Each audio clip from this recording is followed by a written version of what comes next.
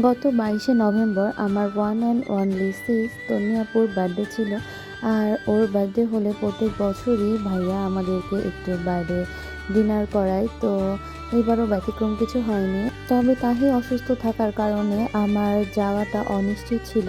কিন্তু সেদিন আল্লাহ রহমতে তাহির শরীরটা একটু ভালো ছিল, তো আমিও চলে গিয়েছিলাম ওদের সাথে জয়েন করতে। আরও কী কী করলাম সেগুলো আমার ভিডিওতেই দেখতে পাবেন।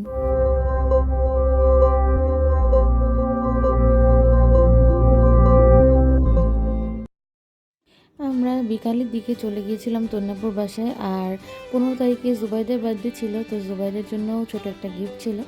আর নিয়ে গিয়েছিলাম ফুচকা, আর তন্নাপুর জন্য নিয়েছিলাম আমি এই কাপগুলো ওর অনেক পছন্দ, আমাকে আগে একবার বলেছিল। তো আমি তাড়াহুড়ার মধ্যে এইগুলাই পেলাম, ওর জন্য নিয়ে নিলাম। আর নিয়ে গিয়েছিলাম ছোট্ট একটা কিউট কেক। হ্যাঁ, happy birthday to you, happy birthday to you, happy birthday dear Toni আপু, হ্যাপি বার্থডে টু ইউ। কেকটি দেখে বাচ্চারা অনেক হ্যাপি হয়েছিল। এই যে এখানে আমরা একে অপরকে খাইয়ে দিচ্ছিলাম। আর সব থেকে বেশি মজা লাগছিল, বাচ্চারা কেকটাকে একদম ভেঙে চুড়ে সুন্দর মতো খাচ্ছিল। আর টেস্টি ট্রিটের এই ছোটো কেকগুলো কিন্তু খেতে অনেক মজা হয়। আমি পার্সেল করে নিয়ে এসেছিলাম ভেলপুরিগুলো। আর আমার তন্যাপুর, জুবাই, জুনাইরা সবাই ভেলপুরি অনেক বেশি পছন্দ করে, তো আমরা সবাই অনেক মজা করে ভেলপুরিও খাচ্ছিলাম।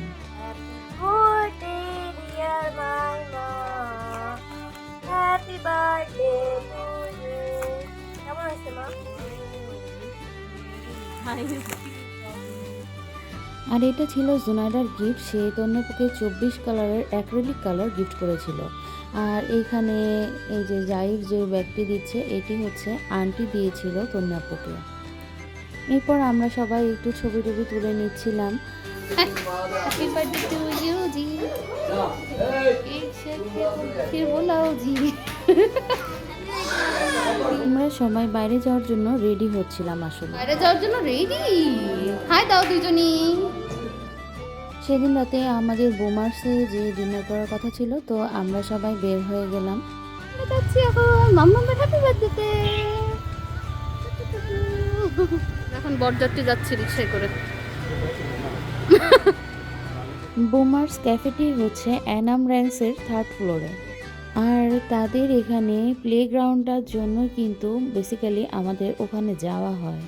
আমরা ভিতরে যে বসতে না বসতেই বাচ্চাদের কিন্তু কিডস জোনে চলে যাওয়া হয়ে গিয়েছে, আর তারা অলরেডি খেলাও শুরু করে দিয়েছে। এই যে আমার তাহিবাবুও স্লিপারে স্লিপ করা শুরু করে দিয়েছে।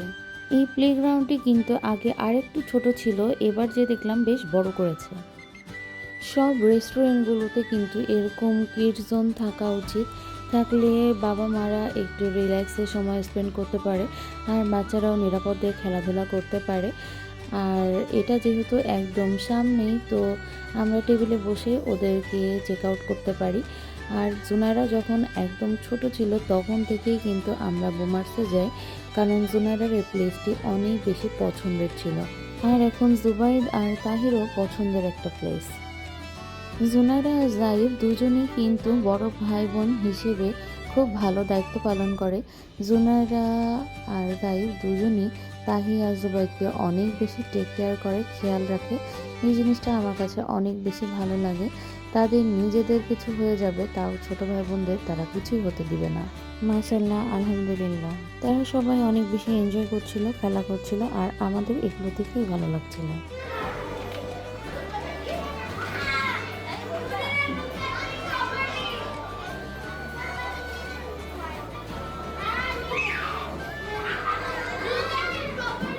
ও তাহি, আমার দিকে মারো তো মা, আমার দিকে মারো তো।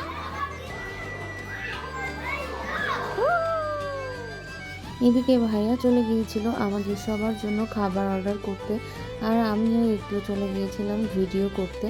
বোমার্সের প্রাইস রেঞ্জটা একটু বেশি হলেও খাবারের কোয়ালিটি আর টেস্ট কিন্তু অনেক সুন্দর।